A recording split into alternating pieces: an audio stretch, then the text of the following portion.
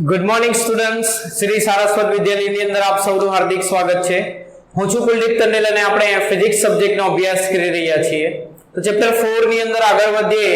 Chapter 4 ની શરૂઆત આપણે લાસ્ટ ટાઈમ કરી અને એની અંદર આપણે ફર્સ્ટ ટોપિક જોયો કે પ્રવાહ ખંડ એટલે કે એક નાનકડી લંબાઈનો તાર જેમાંથી પ્રવાહ વહે છે તે ખંડને કારણે r જેટલા અંતરે ચુંબકીય ક્ષેત્ર કેટલું ઉદ્ભવશે તે આપણે જોયું હતું। એની દિશા અને એનું મૂલ્ય કેટલું હશે બંને વસ્તુ આપણે જોઈ હતી। તો એવી જ રીતે આના ઉપરથી આગળનો ટોપિક જોઈએ। વિદ્યુત પ્રવાહ આધારિત વર્તુળાકાર પ્રવાહ ગાળાની અક્ષ પર ચુંબકીય ક્ષેત્ર અથવા તો સામાન્ય રીતે તમે એવું કહી શકો કે પ્રવાહ આધારિત રિંગની અક્ષ પર ચુંબકીય ક્ષેત્ર।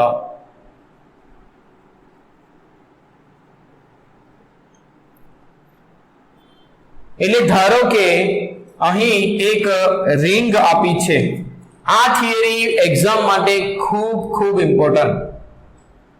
અહીં આવી એક રિંગ આપી છે જેમાંથી I પ્રવાહ વહે છે।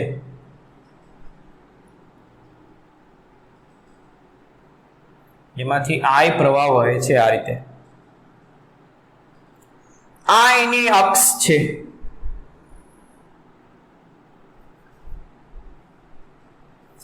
ધારો કે આપણે એવું લઈ લઈએ કે રિંગ YZ સમતલમાં છે અને આ જે અક્ષ છે એ x અક્ષ છે। એટલે રિંગની અક્ષ એ x અક્ષ પર સંપાત થાય છે। હવે જો આ રિંગ મેં દોરી, આ હું બે રિંગ દોરું, બેમાં શું તફાવત તમે કહી શકો? જો અહીં આગળ બધી આકૃતિ એ ત્રિપરિમાણમાં વિચારવાની છે એટલે આ બધું ખૂબ અગત્યનું છે। આ બે આકૃતિમાં શું તફાવત લાગે તમને? તો જુઓ, આ ભાગ, આ અક્ષ આની ઉપરથી પસાર થઈ છે, આની ઉપરથી। એટલે સમજવાનું કે આ જે ભાગ છે તે આ અક્ષની પાછળ આવેલો છે। એટલે રિંગ આ પ્રકારની છે। આ ભાગ આગળ છે અને આ ભાગ પાછળ છે। એટલે રિંગ આ પ્રકારની છે। આ ભાગ જે ખરો, આ ભાગ તે બહાર છે અને આ ભાગ એ અંદર છે।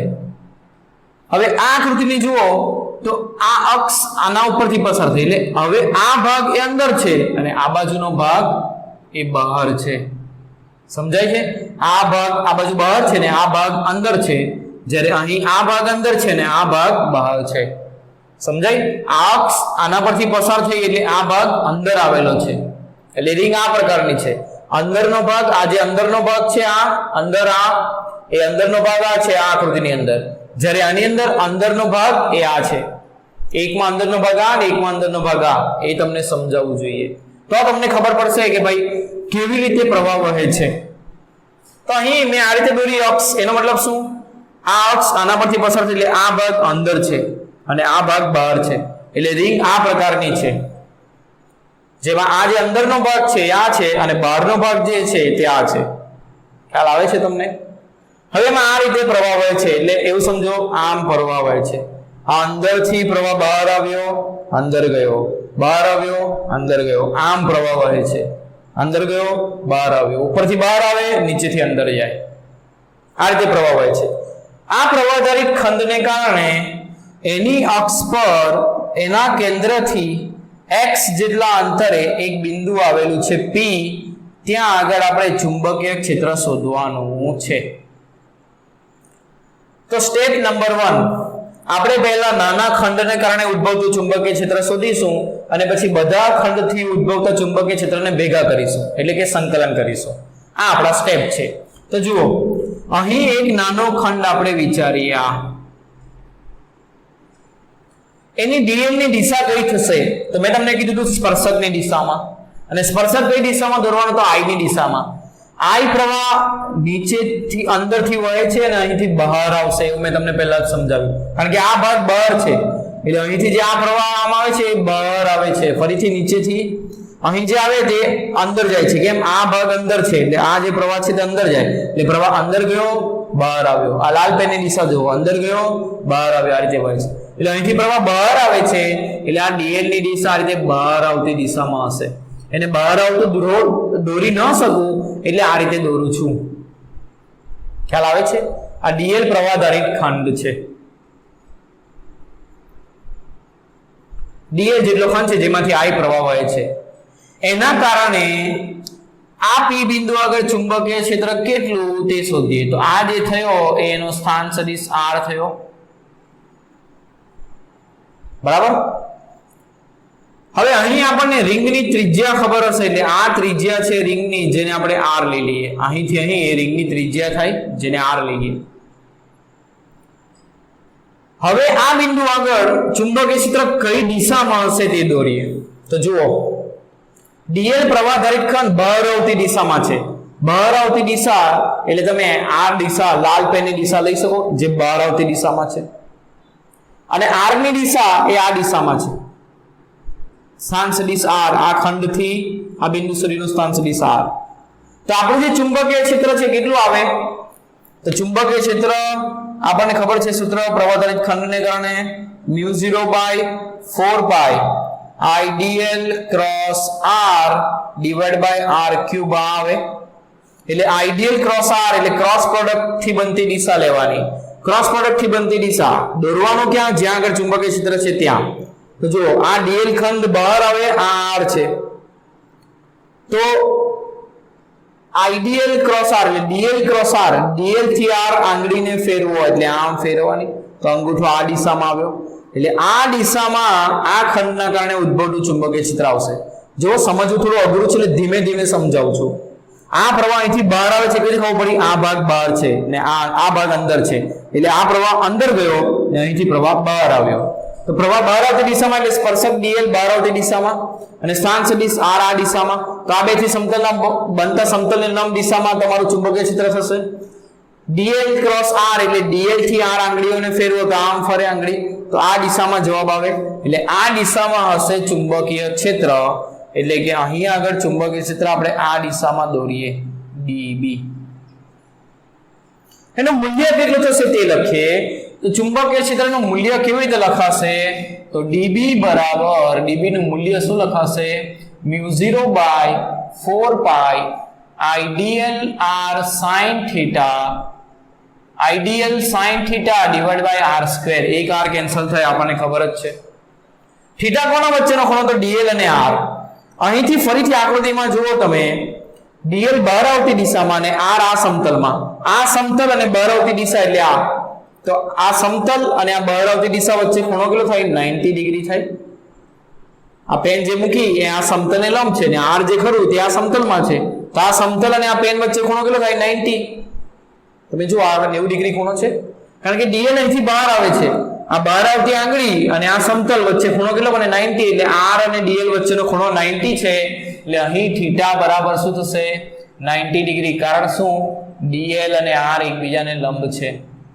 તો થીટા 90 હોય તો μ0/4 pi IDL sin 90 divide by R square out થશે તો sin 90 કેટલા થાય 1 એટલે μ0/4 pi IDL divide by R square આ ત્યાં આગળના ચુંબકીય ક્ષેત્રની તીવ્રતા થશે સમીકરણ 1 કહીએ એને એટલે આ ખંડને કારણે અહીંયા આગળ ચુંબકીય ક્ષેત્રનું મૂલ્ય આટલું મળે અને આ દિશામાં મળે બરાબર હવે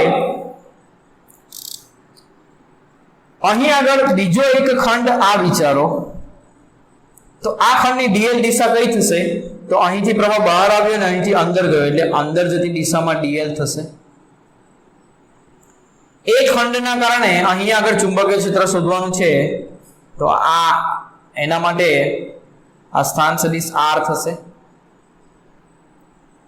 હવે જુઓ dl ની દિશા અંદર એટલે આ લાલ પેનને અંદર રાખીને R આ દિશામાં આ dl અંદર R આ દિશામાં બેથી બનતું સમતલ આ એટલે જવાબ ક્યાં તો આમ આવશે ક્યાં તો આમ આવશે કેવી રીતે લેવાનો dl થી R ફેરવાનો dl થી R ફેરવો એટલે આમ ફરે આંગળીઓ તો જવાબ કઈ દિશામાં આવે જમણા હાથના નિયમ પરથી આ દિશામાં એટલે dB નું મૂલ્ય એ આ દિશામાં થશે આના કારણે ઉદ્ભવતું ચુંબકીય ક્ષેત્ર હવે આ ખંડના કારણે અહીંયા આગળ ચુંબકીય ક્ષેત્ર dB લખ્યું છે તો આ ખંડના કારણે પણ dB લખ્યું કેમ બંનેમાંથી વહેતો પ્રવાહ સરખો એટલે I સરખું બંને સરખી લંબાઈના ખંડ લીધા એટલે dl સરખું આ તો બંનેમાં સરખું જ આવે અને અંતર R અહીંથી R અંતર જે છે આ તે જ અહીંથી આ પણ થશે એટલે બધું સરખું હોવાથી આ ડીબી છે તો આપણને કેટલું થશે?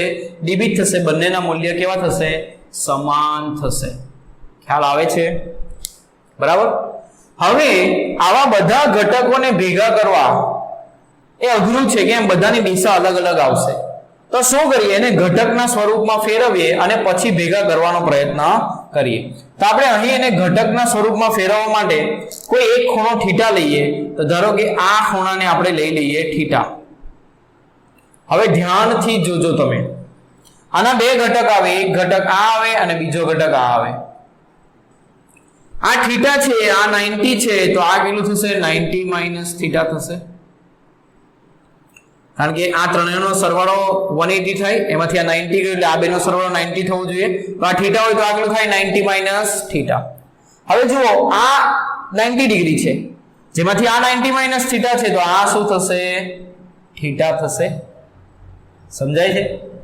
હવે આને ભૂલી જાઓ, આને ભૂલી જાઓ.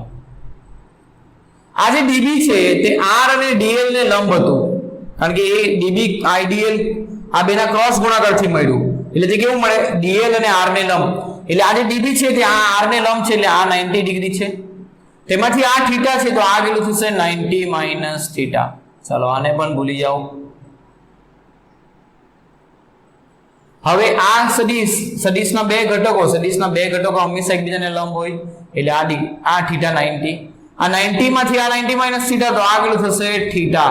એટલે આ રીતે અહીં થીટા લીધું હોય તો અહીં પણ થીટા આવે. પરીક્ષામાં આવું કરવા ન જતા, ક્યાંથી આવ્યું મેં સમજાવ્યું છે, હવે તમે ડાયરેક્ટ લખી દેજો. ખ્યાલ આવે છે? દરેક વસ્તુ સમજીને કરવા જશો સમય વધારે લેશે, એટલે અમુક વસ્તુ ડાયરેક્ટ યાદ પણ રાખી લેવાની. પણ કેવી રીતે આવ્યું મેં તમને સમજાવ્યું. તો આ ડીબી હોય તો આ થીટા સાથે જે ઘટક હોય એ હંમેશા કયો થાય? ડીબી cos થીટા, અને એના સિવાયનો ઘટક શું થાય? DB sin theta. જો આ થીટા ખૂણો હોય તો અહીં આગળ આ ખૂણો પણ થીટા જ થાય. કેમ? શા માટે? તો અહીંથી આર અંતરે આ છે ને અહીંથી આર અંતરે આ છે, એટલે સરખો જ ખૂણો બનશે. આ થીટા હોય તો અહીં આ ખૂણો પણ કેટલો થાય? થીટા. તો આના બે ઘટક બનશે, એક આ ઘટક અને એક આ ઘટક. તો થીટા સાથેનો આ ઘટક કયો થશે? ડીબી cos થીટા, અને આ ઘટક કયો થશે? DB sin theta. હવે ડીબી મૂલ્ય સમાન અને ડીબી sin થીટામાં આ ઘટક ઉપર આ ઘટક નીચે, એટલે બેનો સદિશ સરવાળો કરીએ તો જવાબ શું આવે? 0. કારણ કે એક સદિશ ઉપરની દિશામાં, બીજો નીચે, બંનેનું મૂલ્ય સમાન, એટલે સદિશ સરવાળો શું થાય? 0. એનો મતલબ એવો થયો કે આવા સામ સામે આવેલા ખંડ માટે આવા જે ડીબી sin થીટા ઘટકો મળશે તે એકબીજાને નાબૂદ કરશે. એટલે અહીં આવેલા ખંડને અહીંની સામે આવેલો આ ખંડ નાબૂદ કરશે, અહીં આવેલા ખંડને એની સામે આવેલો આ ખંડ નાબૂદ કરશે. એટલે દરેક ખંડનો ડીબી sin થીટા ઘટક એ સામે આવેલા ઘટકના ડીબી sin થીટા ઘટકને શું કરશે? નાબૂદ કરશે. એટલે ડીબી sin થીટા ઘટકો પરસ્પર વિરુદ્ધ દિશામાં હોવાથી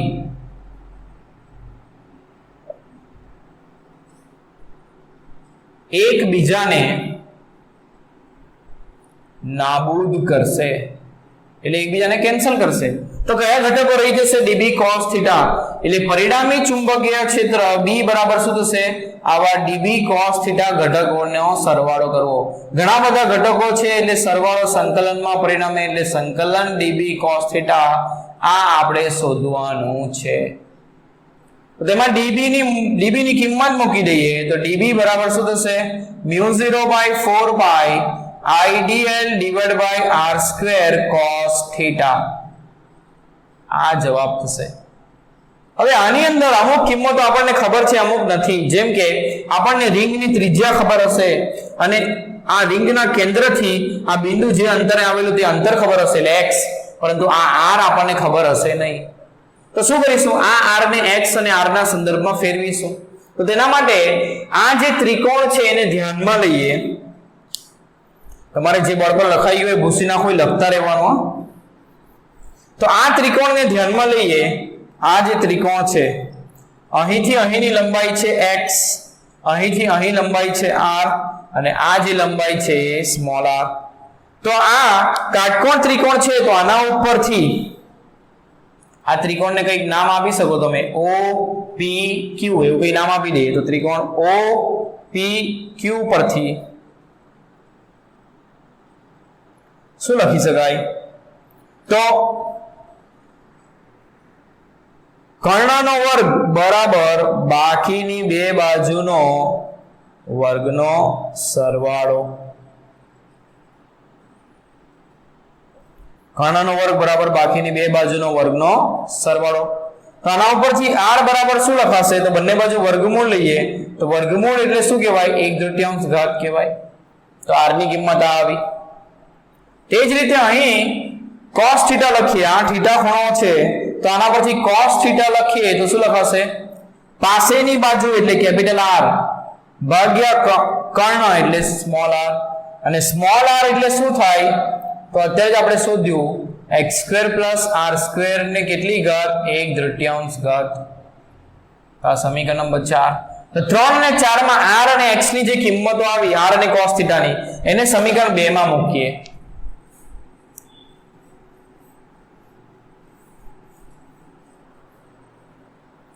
તો 3 અને r અને cos θ ની કિંમત સમીકરણ 2 માં મૂકતા, તો સમીકરણ 2 માં મૂકીએ તો શું થશે? સમીકરણ b બરાબર સંકલન μ0/4 પાઈ I dl r² છે તો r² એટલે શું થશે? x² + r², x² + r² ગુણ્યા cos θ. cos θ બરાબર શું છે? કેપિટલ R ભાગ્યા x² + r² નો 1/3 ઘાત.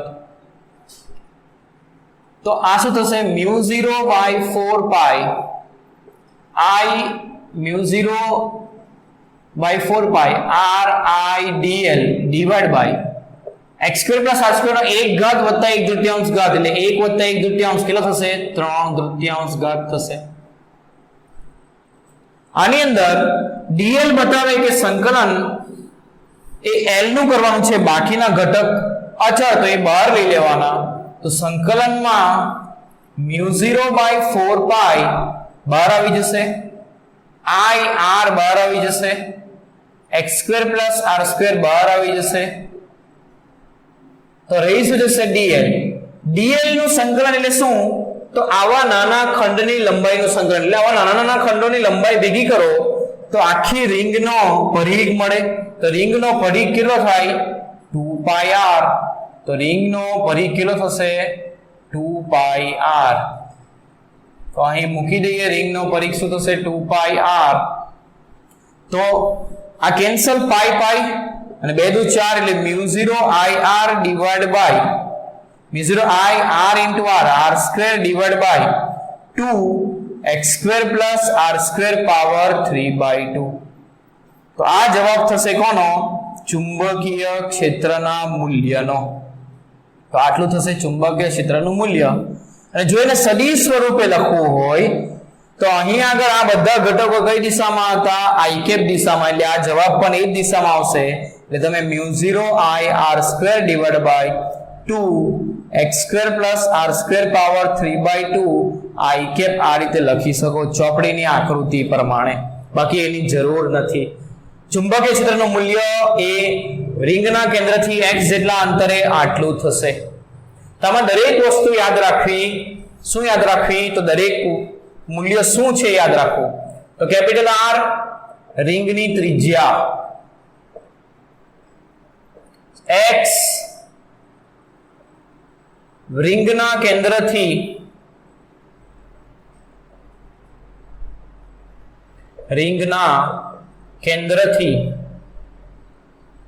બિંદુનું અંતર, જ્યાં આગળ આપણે ચુંબકીય ક્ષેત્ર શોધીએ છીએ તે બિંદુનું અંતર. બરાબર? તો આ પદ યાદ રાખો. અને μ0 I રિંગમાંથી વહેતો પ્રવાહ, આ બધું આપણને ખબર છે. તો આ પ્રમાણે આ સૂત્ર જે બોક્સ કર્યું એ ખૂબ ખૂબ ખૂબ અગત્યનું. હવે એના અલગ અલગ સ્વરૂપ સમજાવવું જે આપણને કામના છે. જે આપણને શું છે? કામના. તો પહેલું સ્વરૂપ ધારો કે આવું છે, જો રિંગ n આટાની હોય તો, એટલે આ રીતે ઘણી બધી રિંગ એક સાથે આવેલી હોય n આટાવાળી, તો દરેક રિંગના કારણે અહીંયા આગળ ચુંબકીય ક્ષેત્ર ઉદ્ભવશે, તો દરેકના કારણે ઉદ્ભવતું ચુંબકીય ક્ષેત્ર સરખું જ થશે, એટલે n રિંગ હોય તો n ગણું થશે, એટલે ચુંબકીય ક્ષેત્રનું સૂત્ર B બરાબર શું થશે, μ0 NIr² divide by 2x² plus r² power 3/2 થશે, જો n આટાની રિંગ હોય તો. એટલે આ જ સૂત્ર આપણે યાદ રાખવાનું છે. હવે રિંગના કેન્દ્ર આગળ શોધીએ આપણે ચુંબકીય ક્ષેત્ર. રિંગના કેન્દ્ર આગળ ચુંબકીય ક્ષેત્ર શોધીએ.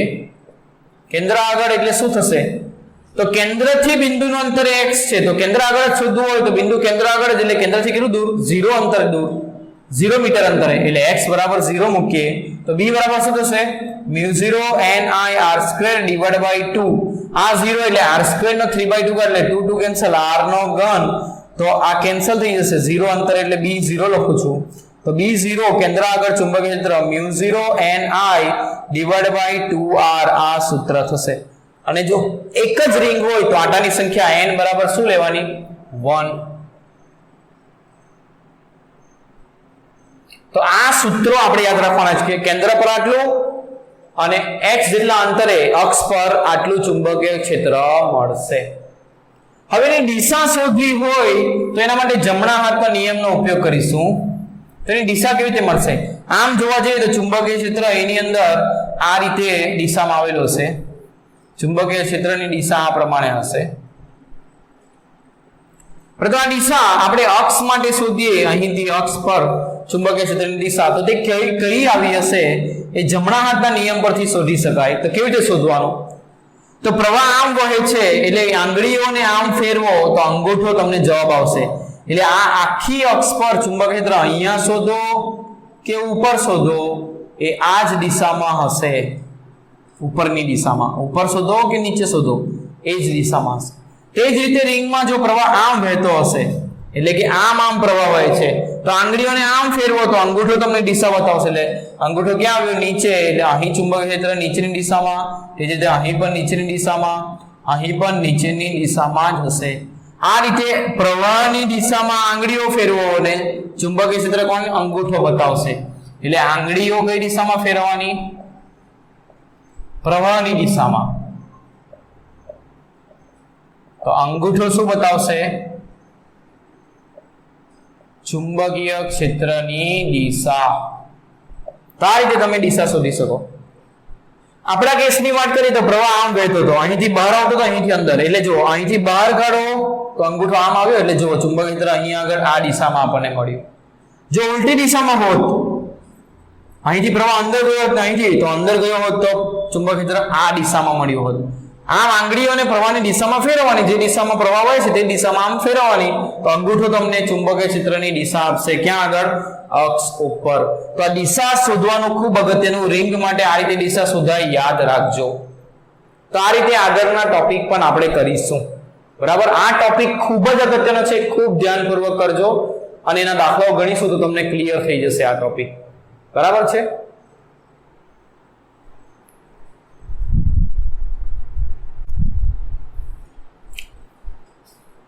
આગળનો દાખલો ગણીએ તો ઉદાહરણ નંબર 4.7 જુઓ. ઉદાહરણ નંબર 4.7.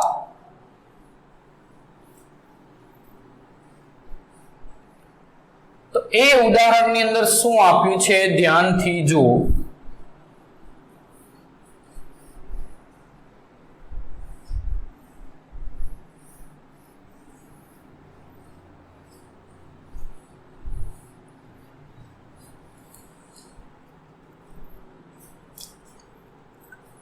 દસ સેન્ટીમીટર ત્રિજ્યા ધરાવતું, એટલે કે રિંગની ત્રિજ્યા 10 સેન્ટીમીટર, એટલે મીટરમાં કરો તો કેટલી થશે, 0.1 મીટર, અને ખૂબ પાસે રહેલા 100 આટા, n બરાબર 100 આટા ધરાવતું એક ગૂંચળું ધ્યાનમાં લો. જેમાંથી 1 એમ્પિયર પ્રવાહ પસાર થાય છે તો આ ગુચડાના કેન્દ્રમાં ચુંબકીય ક્ષેત્રનું મૂલ્ય કેટલું? કેન્દ્ર પર ચુંબકીય ક્ષેત્રનું મૂલ્ય અત્યારે જ આપણે ગણ્યું μ0 Ni/2r. આ સૂત્રની અંદર કિંમતો મૂકી દઈએ. μ0 એટલે 4 × 10⁻⁻7, આટાની સંખ્યા 100 એટલે 10 ની 2 ઘાત, I 1 એમ્પિયર અને 2 r બરાબર ત્રિજ્યા કેટલી છે 0.1 એટલે 10 ની -1 ઘાત. તો 2 × 4 એટલે 2π અને 10 ની ઘાત કેટલી થશે -7 + 2 એટલે -5, એક ઉપર જશે એટલે -4 ટેસ્લા. આ જવાબ આવશે. અને જો પાઈ ની કિંમતો મૂકીને ગણીએ તો 2 × 3.14 × 10⁻⁻4 ટેસ્લા એટલે 6.28 × 10⁻⁻4 ટેસ્લા. આટલું કેન્દ્ર આગળ શું આવશે? ચુંબકીય ક્ષેત્ર. કેવું છે? સહેલું છે. તો આ રીતે ગણતરી થશે. એ જ રીતે સ્વાધ્યાયનો દાખલો ગણીએ. પહેલો દાખલો, તેની રકમ વાંચો.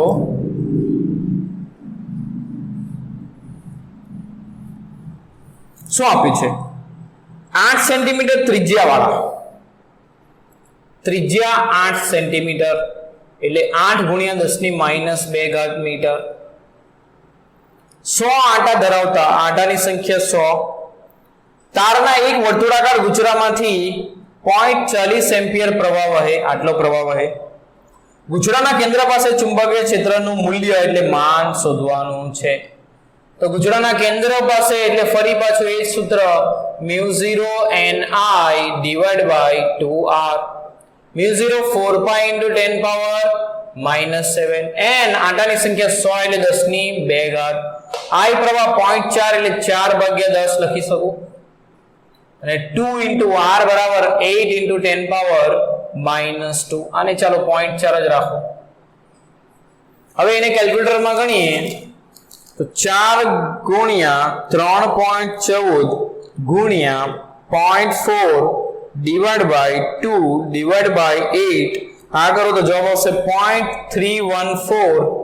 10 ની ઘાત કેટલી થશે? 2 ઘાત ઉપર છે એટલે 2 ને 2 4 અને -7, 4 - 7 એટલે -3 ઘાત એટલે 3.14 × 10⁻⁻4 ટેસ્લા થશે કેન્દ્ર આગળ ચુંબકીય ક્ષેત્ર. 3.14 × 10⁻⁻4 ટેસ્લા. તો આ રીતે બહુ સરળતાથી આપણે સૂત્ર વાપરીને ચુંબકીય ક્ષેત્ર શોધી શકીએ. અક્ષ પરના બિંદુએ પૂછેલું છે કે કેન્દ્ર આગળ પૂછેલું છે એ થોડું ધ્યાન રાખજો. બરાબર? એમાં પણ રિંગમાં પણ અલગ અલગ કેસ આવશે, અલગ અલગ કિસ્સા આવશે કે અડધી રિંગ હોય તો શું થાય, રિંગનો ચોથો ભાગ હોય તો શું થાય. તો એ બધું પણ તમને હું સમજાવીશ, જે બરાબર તમારે સમજીને નોટબુકમાં નોંધી લેવાનું, જે તમને એમસીક્યુ માં ખાસ કામ લાગશે. બરાબર? જે લોજિકલ વસ્તુ હોય એમસીક્યુ માં તમને વધારે કામ લાગશે, એટલે એના પર ફોકસ કરવાનું એમસીક્યુ ઉપર. કારણ કે એમસીક્યુ ની અંદર માર્ક્સ લાવવા ઈઝી છે થિયરી અને દાખલા કરતા. બરાબર? તો આ રીતે આ ચેપ્ટર 4 ને આપણે આગળ કરતા રહીશું.